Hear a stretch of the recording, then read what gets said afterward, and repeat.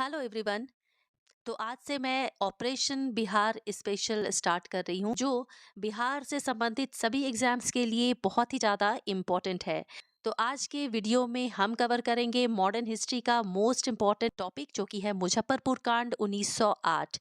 देखिए, ये जो ऑपरेशन बिहार स्पेशल सीरीज मैं स्टार्ट कर रही हूँ, इसके अंतर्गत ये वीडियो बहुत ही छोटा होगा और एक वीडियो में केवल एक ही टॉपिक को कवर करवाया जाएगा और उस टॉपिक को इतना डीपली कवर करवाया जाएगा कि एग्जामिनर किसी भी एंगल से आपसे सवाल पूछे तो वो सवाल आपसे नहीं छूटेगा, क्योंकि बीपीएससी के नए पैटर्न को देखते हुए अब जो है सवालों को बहुत ही गहराई में जाकर आपको तैयार करना है। और ऑपरेशन बिहार स्पेशल के अंतर्गत इसे ध्यान में रखा गया है और एक वीडियो में केवल एक ही टॉपिक को कवर करवाया जाएगा, वो भी बहुत ही डीपली। और यकीन मानिए ये वीडियो आपके लिए बहुत ही ज़्यादा हेल्पफुल होने वाला है। चैनल को सब्सक्राइब नहीं किया है तो सब्सक्राइब जरूर कर लें, क्योंकि आप सब्सक्राइब करेंगे तभी आपको नोटिफिकेशंस मिलेगी। तो चलिए हम स्टार्ट करते हैं आज का ये बहुत ही छोटा सा वीडियो।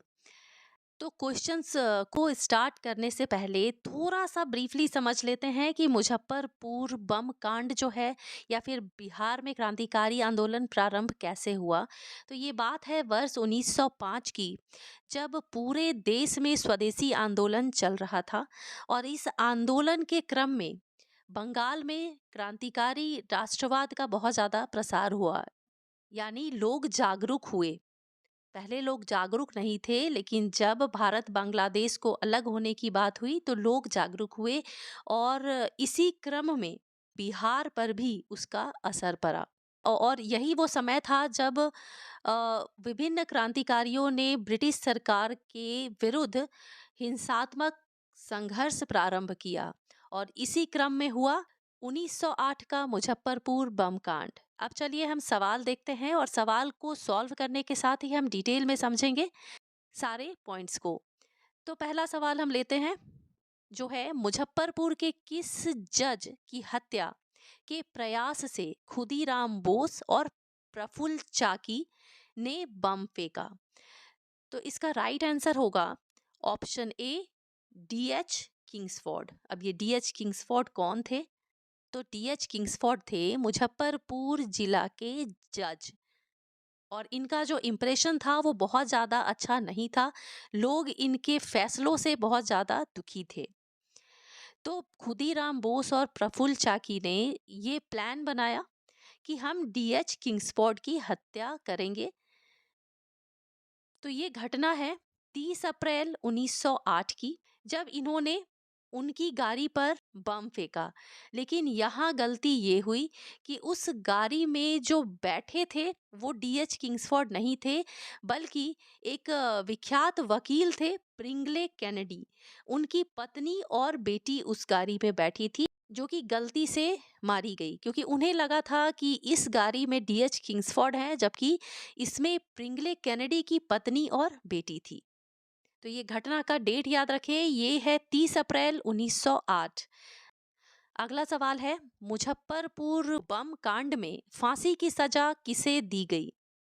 तो इसका राइट आंसर होगा खुदीराम बोस। अब चलिए इसे हम थोड़ा समझते हैं कि इनकी गिरफ्तारी कैसे हुई। तो बम फेंकने के बाद प्रफुल्ल चाकी और खुदीराम बोस, ये जो ऑप्शन ए और बी में है, यही दो लोग थे जिन्होंने इस वारदात को अंजाम दिया।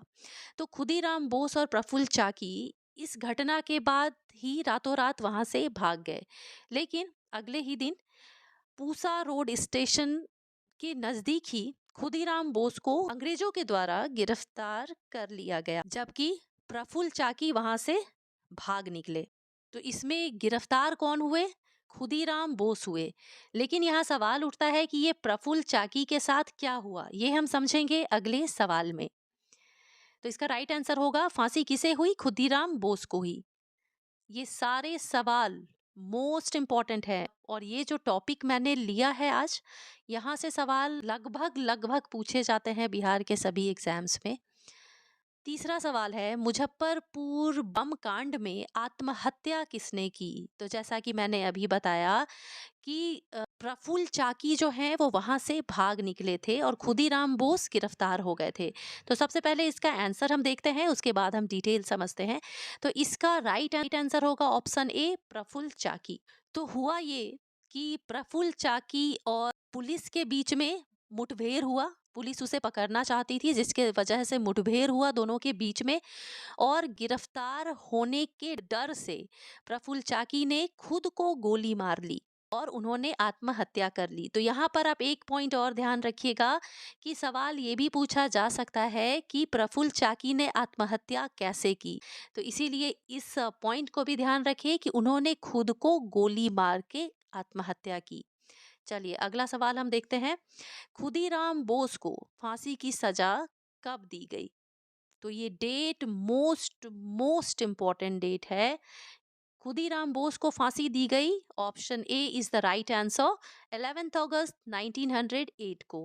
11 अगस्त 1908 को खुदीराम बोस को फांसी की सजा दे दी गई, जबकि प्रफुल्ल चाकी उन्होंने आत्महत्या कर ली। अगला सवाल है, बिहार के क्रांतिकारी नेता खुदीराम बोस के वकील कौन थे? तो खुदीराम बोस ने एक अपना वकील भी रखा था, जिन्होंने खुदीराम बोस की वकालत की। तो इसका राइट आंसर होगा option A, Kalidas Basu. Most important. अगला सवाल देखते हैं, मुजफ्फरपुर कांड में प्रफुल्ल चंद्र चाकी ने किस दिन आत्महत्या की? ये भी मोस्ट इंपॉर्टेंट डेट है। तो प्रफुल्ल चंद्र चाकी ने 2 मई 1908 को आत्महत्या कर ली। जैसा कि हमने ये सवाल डिस्कस कर लिया है कि प्रफुल्ल चाकी ने पुलिस से मुठभेड़ होने के कारण खुद को गोली मार ली। अगला सवाल देखते हैं कि वर्ष 1908 के मुजफ्फरपुर कांड के दोषी खुदीराम बोस किस क्रांतिकारी संगठन से जुड़े थे? तो ये जुड़े थे युगांतर क्रांतिकारी संगठन से, जो कि एक गुप्त क्रांतिकारी संगठन था। उस वक्त ऐसा होता था कि लोग गुप्त क्रांतिकारी संगठन बनाते थे और वहीं पे प्लान करते थे कि उन्हें किस तरह से अंजाम देना है किसी भी क्रांति को। और इसी क्रम में बात करें खुदीराम बोस की, तो वो एक गुप्त क्रांतिकारी संगठन युगांतर से संबंधित थे। तो ये था मुजफ्फरपुर बम कांड से संबंधित टोटल 7 सवाल, और इसके अंदर भी एक दो सवाल जो बन सकते हैं वो भी मैंने आपको बता दिया। तो आज का हमारा ऑपरेशन बिहार स्पेशल में मुजफ्फरपुर बम कांड कंप्लीट होता है। और अगर इस टॉपिक से कोई सवाल बनता है बिहार स्पेशल में, तो इस वीडियो के बाहर वो सवाल बिल्कुल भी नहीं जाएगा। तो आप पढ़ाई करते रहिए। मैं मिलती हूँ अपने नेक्स्ट वीडियो में एक और मोस्ट इम्पॉर्टेंट टॉपिक के साथ। टिल देन आप लक्ष्य तक डटे रहिए।